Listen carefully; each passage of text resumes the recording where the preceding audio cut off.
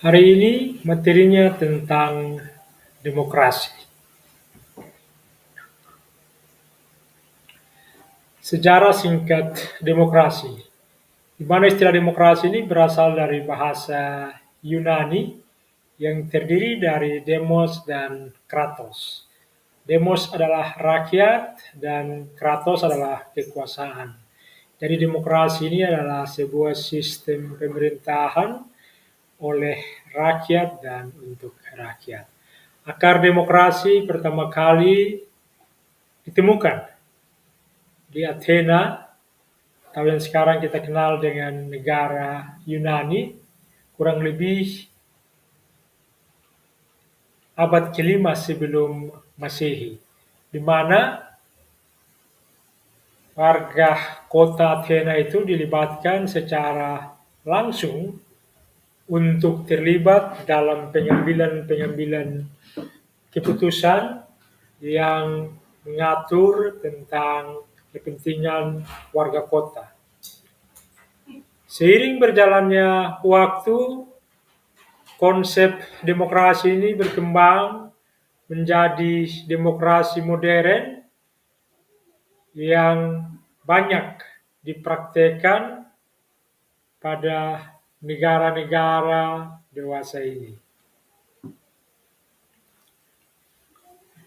Jadi dalam pertemuan kali ini kita akan membahas tentang konsep demokrasi dan menyoroti pentingnya partisipasi warga negara dalam pengambilan keputusan-keputusan politik.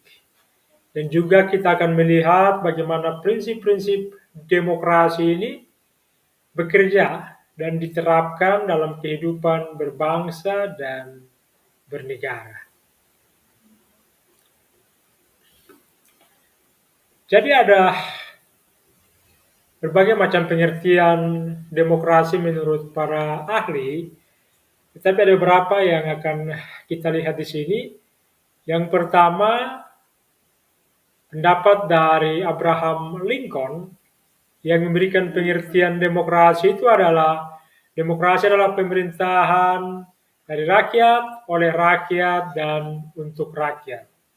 Dengan demikian, demokrasi ini memberikan kesempatan dan ruang yang lebih besar kepada warga negara atau kepada rakyat untuk bisa menentukan orang-orang yang akan memimpin mereka.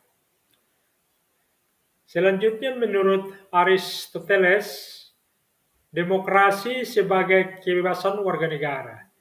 Jadi Aristoteles berpendapat bahwa demokrasi itu adalah sebuah sistem yang memberikan kebebasan kepada seluruh warga negara untuk duduk dan membicarakan kepentingan-kepentingan warga negara itu sendiri.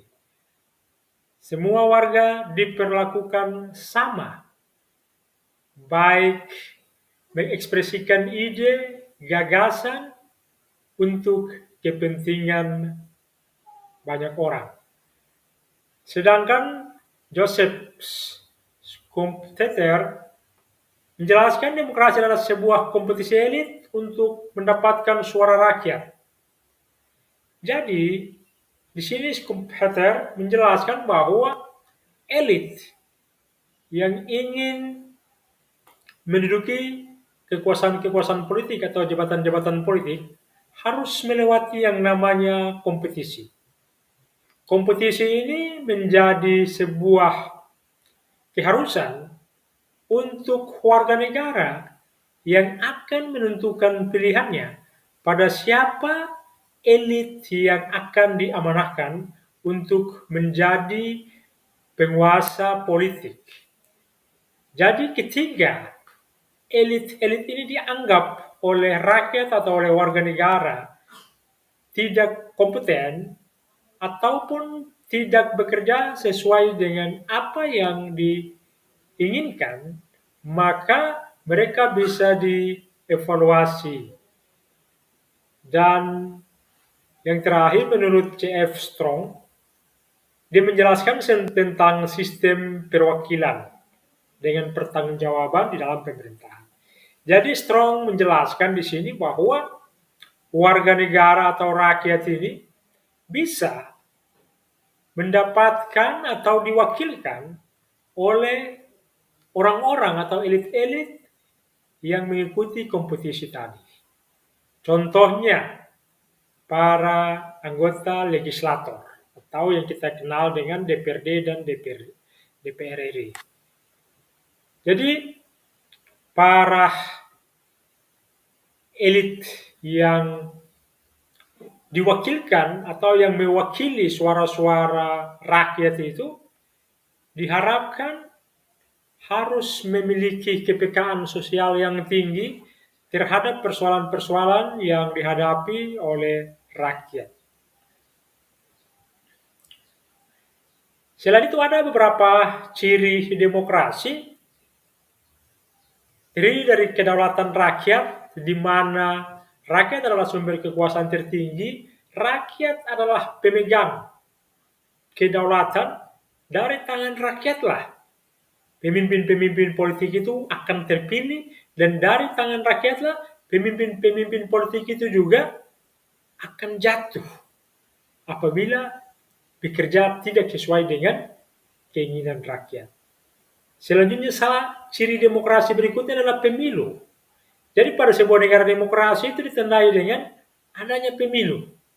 Pemilu yang berkelanjutan, di mana dalam pemilu ini rakyat akan mengevaluasi semua pemimpin-pemimpin politiknya, baik yang memiliki jabatan eksekutif maupun yang memiliki jabatan legislatif.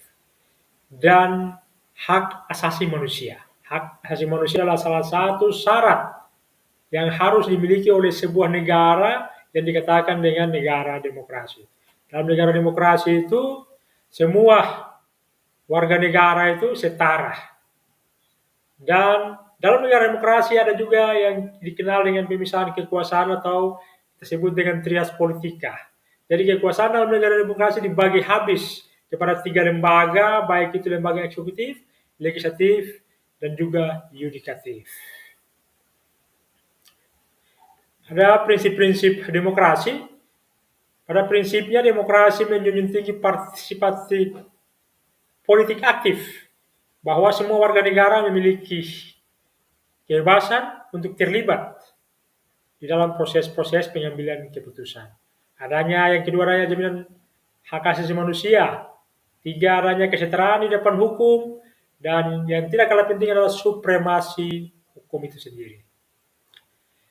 Kita bisa melihat implementasi demokrasi di Indonesia ini, pada dasarnya demokrasi di Indonesia secara prosedural sudah sesuai dengan apa yang diharapkan, yaitu di mana ada pemilihan umum yang dilakukan secara langsung, baik memilih presiden, DPR, DPD, DPRD, kabupaten, kota, provinsi, begitu juga memilih kepala daerah. Tetapi secara substansi, dari pemilihan yang harus didapatkan adalah menghadirkan kesejahteraan untuk warga negara masih sangat jauh.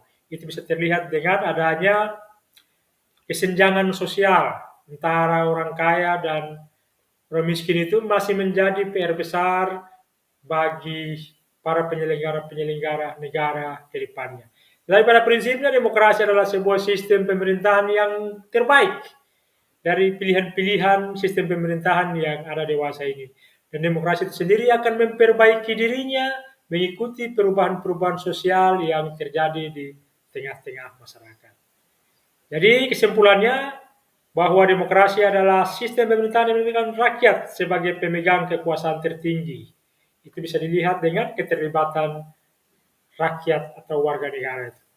Mungkin cukup sampai di sini pertemuan kita di hari ini. Kita akan melanjutkan pada pertemuan-pertemuan berikutnya. Wassalamualaikum warahmatullahi wabarakatuh.